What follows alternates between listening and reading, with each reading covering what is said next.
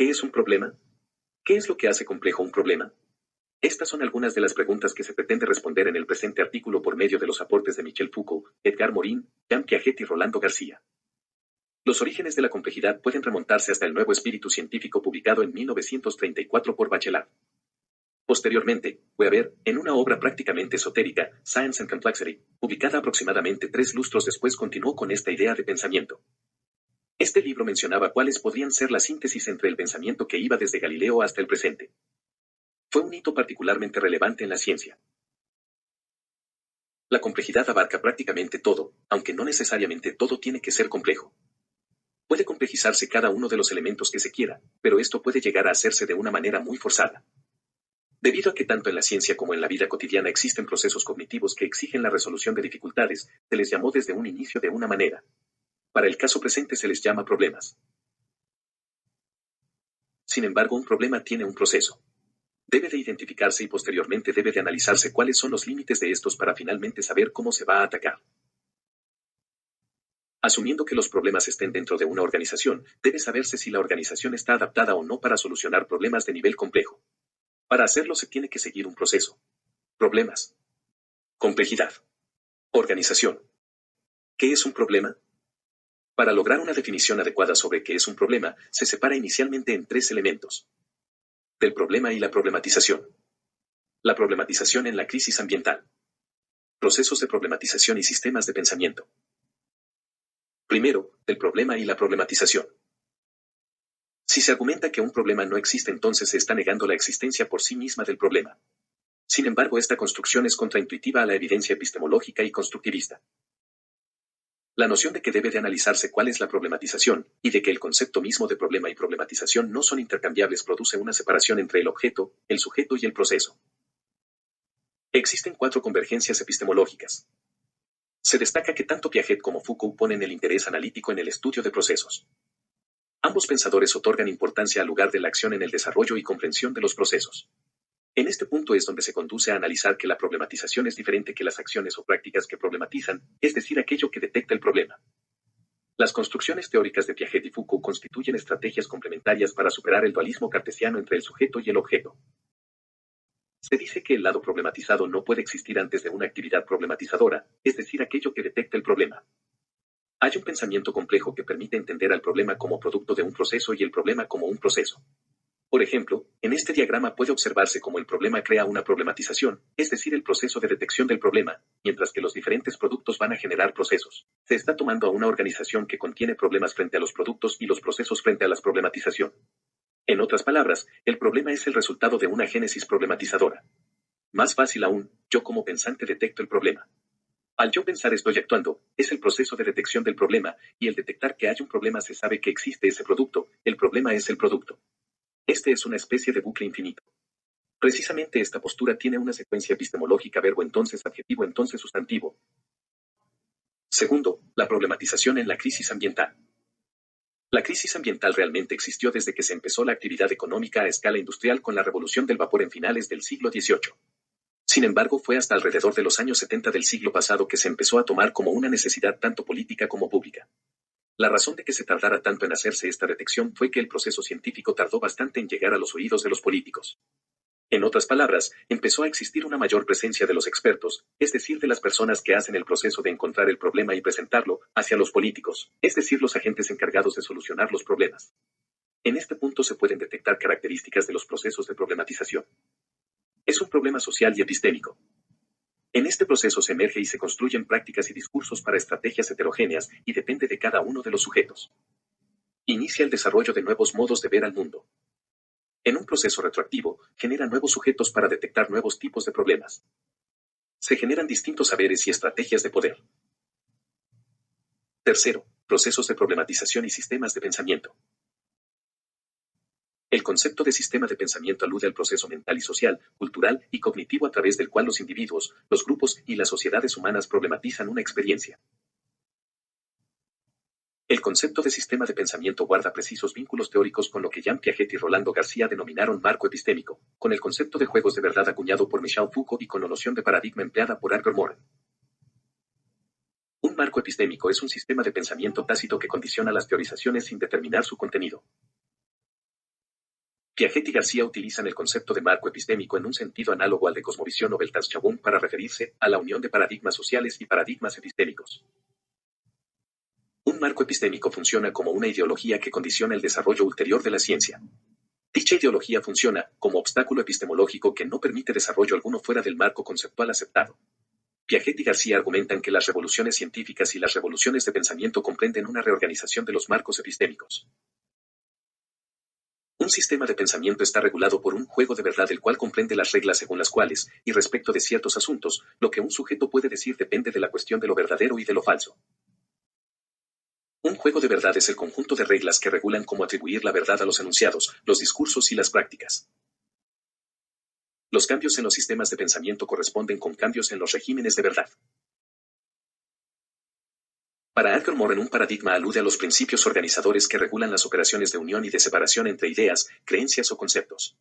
El pensamiento cartesiano funda un paradigma de simplificación basado en dos operaciones lógicas rectoras, la disyunción y la reducción. El marco epistémico, los juegos de verdad y los paradigmas constituyen conceptos epistemológicos para pensar la organización de un sistema de pensamiento. El marco epistémico, los juegos de verdad y los paradigmas funcionan como reguladores de los procesos de problematización. Comprender la forma de una problematización es pensar los límites que organizan un sistema de pensamiento. ¿Qué es lo que hace complejo a un problema? Se divide en tres vectores. Primer vector, los múltiples puntos de vista. Segundo vector, el entrelazamiento del conocimiento, la ética y la acción. Tercer vector, el entrelazamiento del pasado, el presente y el futuro. Primer vector, los múltiples puntos de vista. El primer vector sugiere que un problema complejo es una experiencia en la cual se entrelazan múltiples puntos de vista de actores sociales heterogéneos. El concepto de punto de vista refiere a la perspectiva desde la cual cada actor observa una situación problemática. La idea central puede resumirse del siguiente modo: las observaciones no son absolutas sino relativas al punto de vista de un observador. El concepto de punto de vista resulta útil en términos teóricos para captar la diversidad de saberes, creencias, valores, relaciones de poder y estrategias de acción que cada sistema observador pone en juego para explicar y comprender una situación problemática. La epistemología de segundo orden plantea que una descripción implica a aquel que describe. Un problema complejo puede ser definido como un sistema observado que emerge del entrelazamiento del punto de vista de múltiples sistemas observadores. La génesis y organización de un problema complejo depende del modo en que se entrelazan e imbrican los diversos puntos de vista. La teoría de la planificación estratégica situacional, PES, de Carlos Matus ofrece una alternativa metodológica para tratar este problema. El juego social es creativo, es incierto y es de final abierto. El sujeto, que problematiza, forma parte de la situación problematizada. A su vez, la situación problematizada comprende a otros sujetos que también problematizan desde distintos puntos de vista. Esta figura representa gráficamente el concepto de problema complejo. Segundo vector, el entrelazamiento del conocimiento, la ética y la acción. El segundo vector plantea que un problema complejo se expresa simultáneamente como un problema de conocimiento, como un problema de acción y de decisión y como un problema ético. La dimensión ética plantea la presencia de juicios de valor, es decir, tomas de posición axiológica en el corazón de los procesos cognitivos. La noción de problemas complejos afirma que nuestros valores moldean nuestros procesos de conocimiento. Los juicios éticos se encuentran presentes en cuatro aspectos. Primero, los valores intervienen en el proceso de problematización de la experiencia, pues un problema es siempre algo para alguien.